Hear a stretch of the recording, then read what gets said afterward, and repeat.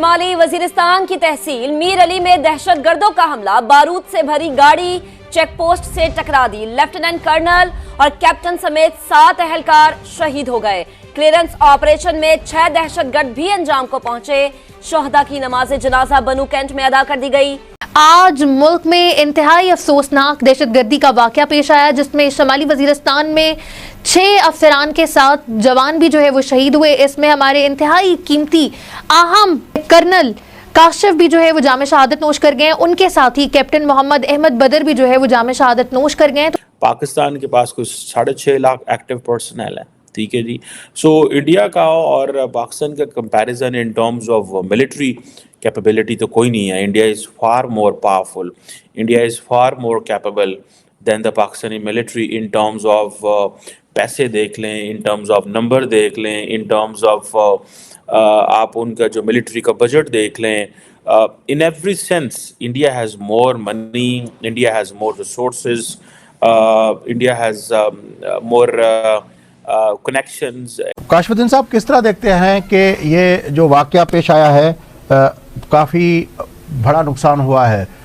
क्या नेटवर्क जो है वो अभी तक इतना स्ट्रांग है कि इतने बड़े लॉसेस पाकिस्तान के सिक्योरिटी फोर्सेस को अपना देखने पड़ रहे हैं? जी बिल्कुल, यकीनन शुमाली वजीरिस्तान में जो वाकया पेश आया है ये एक बड़ा वाकया है और इसमें जो नुकसान हुआ है ये नुकसान भी बहुत बड़ा है।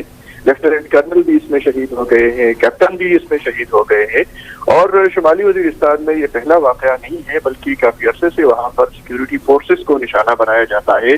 एंड और देखें इंडिया के पास जो जिसे कहते हैं ना कि एक बड़ी तादाद में लोग अवेलेबल है लड़ने के लिए, क्योंकि आबादी बहुत ज़्यादा है उनके लिए।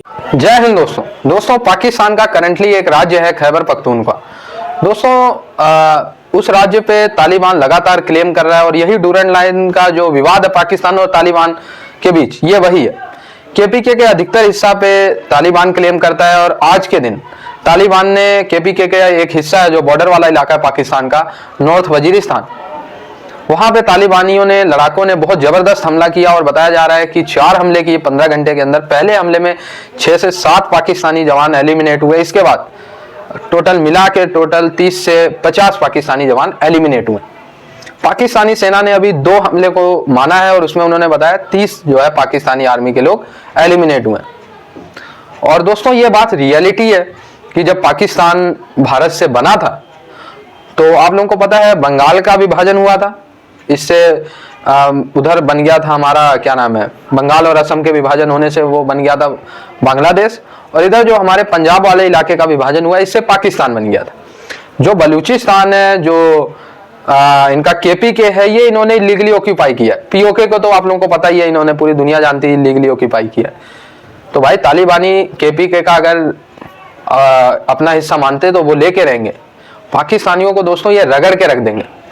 तालिबानी अगर अपने पे हमला करने पे आए ना तो इनको देखना 10 दिन भी पाकिस्तानी सेना इनके सामने नहीं टिक सकती। और जो ये अपने आप को परमाणु ताकत बताते वो सब पता चल चुका है। ईरान ने भी ठोका, भारत ने भी ठोका, तालिबान ठोक रहा है। तो ये परमाणु पावर तो हो ही नहीं सकते, एटॉमिक पावर ये किसी कीमत पे नहीं है, लिख के ले लो आप। तो इकबाल शाहिद साहब से जानते हैं कि आखिर ये दहशतगर्दी कब जो है वो रुकेगी और कब हम, क्योंकि माह रमज़ान का महीना है, इस महीने में भी दहशतगर्द बाज नहीं आए और उन्होंने टारगेट किया है हमारे अहम फौजी अफसरान को, तो कब हम इस दहशतगर्दी के जो है वो मसाइल से, तनासुब से बाहर निकल सकेंगे? अरे ना, बड़ी दुख हुआ ये ISPR की जो बयान आया है कि ये वाक़या हुआ मीर अली में जो शुमाली वजीरिस्तान में है। वैसे तो शुरू से सेंसिटिव है, वहाँ आपने देखा कि जिस वक्त दहशतगर्दी बड़े अरूज पर थी यही सेफ हेवन्स थे, जनूबी वजीरिस्तान, शुमाली वजीरिस्तान। और बदकिस्मती ये है कि यहाँ लोग लड़ने वाले हैं मुसलमानों के साथ, यानी जो दहशतगर्द हैं वो भी मुसलमान ही अपने को कहलवाते हैं। लेकिन आपने देखा कि हमने तकरीबन 90,000 जानों का नजराना पेश किया है। कुछ लोग 80,000 कहते हैं, कुछ 90,000 कहते हैं। आप देखेंगे APS पर हमला हुआ और कितना ब्रूटल उन लोगों ने असैसिनेशन की, दिल दहल जाता है। तो पाकिस्तान मुसलसल यानी दहशतगर्दी की जद में है और इसमें तेज़ी आती जा रही है। और उसके जो फैसिलिटेटर हैं, आपको पता है कि हमने तो जो हो सकता था अफ़गानिस्तान के साथ किया। उनको पनाह दी। तकरीबन 35 लाख आदमी हमारे पास एज ए मेहमान रहा। और फिर अब भी आपने देखा कि अभी भी यहाँ वो शरारती कार्ड बनवा के जो बैठ गए, हम उसे नहीं निकाल रहे। और पिछले दिनों यानी अब इंटरिम गवर्नमेंट के ज़माने में काफ़ी 6 लाख आदमी वापस गया है। हमने मेहमान नवाजी में कोई कसर नहीं छोड़ी, लेकिन पता नहीं क्या बदकिस्मती है कि पाकिस्तान इन हालात से दो चार ही है और अभी भी हर तरफ ख़तरे की घंटी है। हमारी 2640 किलोमीटर की जो फेंस है, जो हमने बाकायदा तौर पर अरबों रुपया खर्च करके लगवाई है, अफ़गानिस्तान को जो बॉर्डर कह सकते हैं, उसमें किले बनाए हैं, चौकियाँ बनाई हैं, वो बड़ी मजबूत बनाई हैं। वो इसलिए कि सिविलाइज मुल्कों की तरह हम दोनों हमसाया जो मुसलमान मुल्क हैं, वो जब आएँ तो एक दूसरे का वीज़ा लेके आएँ, हम उधर जाएँ तो वीज़ा लेके जाएँ, वो इधर आएँ तो वीज़ा लेके आएँ। लेकिन आपने देखा कि कुछ मखसूस जहनीत है जो पाकिस्तान को डिस्टेबल ही करना चाहती है, और वो फैसिलिटेटर हैं, इसमें कोई शक नहीं है। एक दौर में तो तकरीबन 11 कौंसलेट खाने इंडिया के अफ़गानिस्तान में खोले हुए थे, जो पाकिस्तान के ख़िलाफ़ दिन रात आपने देखा करते रहते थे। इस तरह बलूचिस्तान में अभी कल की बात है कि कुलभूषण यादव जो है वो हाजिर सर्विस से यानी वहाँ पकड़ा गया और अभी वो जेल में है। तो मसला तो ये है कि बड़ा अफसोस ये होता है कि सारे 76 साल से हमें अफ़गानिस्तान से जब भी कोई ठंडी हवा नहीं आई, हमने वाघा बॉर्डर से तकरीबन उनके खाने पीने का जो ट्रांसपोर्टेशन थी बगैर चेक करने के उनको भेजते रहे।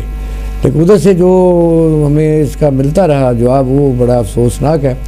और अब जब आखिर में आपने देखा कि अमेरिका के इतने जुल्म और ज़्यादती के बाद, जो हालांकि हमने तो बहुत ज़्यादा साथ भी अफ़गानिस्तान का दिया और उसका नुकसान हमने बड़ा उठाया, हमारी जो मईशत है इस वक्त अलीना यही है कि जो बैठी हुई है उसका और कोई रीज़न नहीं है, सिर्फ अफ़गानिस्तान है। क्योंकि अफ़गानिस्तान जो है उसमें इधर अनफेयर मीन प्रैक्टिस से स्मगलिंग और इस किस्म का यानी चोरी चुकारी, असला, दहशतगर्दी, अगवा बराए तमान और सेंसिटिव पोजीशन के ऊपर हमले ये होते रहे हैं बड़े शिद्दत से। सर लेकिन इकदाम तो बड़ा अच्छा था पाकिस्तानी गवर्नमेंट का भी कि उन्होंने कहा कि अब अगर जैसे 6 लाख ये रेफ्यूजीज वापस जब अफगानिस्तान गए तो उन्होंने कहा लीगल तरीका मौजूद है, जैसे हम भी हमारे मुल्क से भी लोग मुतादिद मुल्कों में टूवर्ड्स जाते हैं और रोज़गार के लिए जाते हैं। कुरान पाक में है कि आपको हिजरत करनी चाहिए रिस्क की तलाश में, लेकिन अब फिर क्योंकि शनाख्ती कार्ड वाले लोग यहीं पर मौजूद हैं, तो क्या यही हल है कि इनको भी निकाला जाए तब इस दहशतगर्दी का खात्मा होगा या फिर कोई और हल इसका? देखिए, हम टोटल अफगानिस्तान की हुकूमत को या उसकी आवाम को तो जिम्मेदार नहीं ठहराते कि वो कर रहे हैं। वजह ये जो लोग भटके हुए होते हैं, ये जो लोग बाकायदा तौर पर जिसको नॉन स्टेट एक्टर्स कहते हैं, इनकी स्टेट नहीं होती लेकिन ये एक्ट करते हैं। 2640 किलोमीटर जो फेंस है इन्होंने कई जगहों से उखाड़ दी और आपने देखा कि उसको इंटैक्ट रखने के लिए अपने बार्डरों को हमारी अफवाज पाकिस्तान दिन रात वहाँ कुर्बानियाँ देती रहती है और वो तो चाहते हैं कि फेंस ना रहे। और हालांकि ये फेंस जब लगाई गई थी और बड़ी आप हैरान रहेंगे, वो डबल फेंस है, यानी दरमियान में नो मैन लैंड है। वो ख़र्चा भी सारा हमने किया है, सोलर एनर्जी हो या बिजली हो वो हमने ही प्रोवाइड किया है, उसका बिल भी हम ही दे रहे हैं अपने पेट काट के। लेकिन ये भी है कि अफ़गानिस्तान से और इस वक्त की जो हुकूमत भी वहाँ मौजूद है, वो भी आपने देखा कि उनका भी रवैया पाकिस्तान के साथ ऐसा रहा है कि कई दफ़ा उनसे मुज़ाकरात हुए हैं, उनको एंगेज किया गया है कि आपकी तरफ से जो लोग हैं वो हमारे हवाले किए जाएं, हमला करके उधर भाग जाते हैं। इस तरह कोयटा या बलूचिस्तान में भी वो इधर दहशतगर्दी करके और कोई खुद का शमला इस तरह के लोगों को मार के शहीद करके तो अफ़गानिस्तान में चले जाते हैं। तो वजह यह कि अफ़गान हुकूमत जो है वो अपने आप को इस वक्त पूरी दुनिया में अमन की अलामत कहलवाती है। लेकिन आपने देखा कि बड़ा अफसोस है कि अफ़गानिस्तान की जो हुकूमत के इस वक्त ही करता धरता है, बल्कि मुझे तब भी याद है कि करज़ई था, बुरहानुद्दीन थे, ये सारे इनके लोग इस्लामाबाद में मुख्तलिफ सेक्टर में रहते थे और हमने उनकी जान की हिफाजत की, उनको रोटी दी, उनको खुराक दी, यानी अंसार मदीना वाला आप कह सकते हैं कि वो उनके साथ सलूक किया। लेकिन बदले में वो इस बात से बाज नहीं आते। और इस वक्त सूरत हाल ये है कि आपने देखा कि ये खुद का जो हमला है वो तकरीबन सारे